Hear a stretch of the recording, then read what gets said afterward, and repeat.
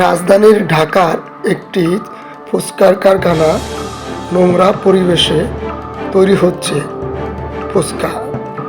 সরেজমিনে দেখা যায় ভিতরে ফলকগুলোতে ময়লা, নোংরা, তেলাপোকা ইত্যাদি পড়ে আছে।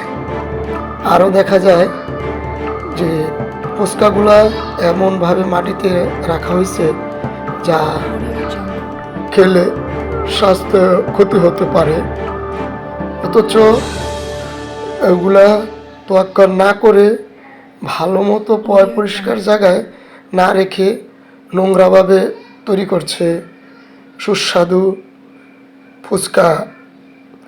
সরেজমিনে কথা বলতে সামনে গেলে তারা সরে যায়, কথা বলতে নারাজ।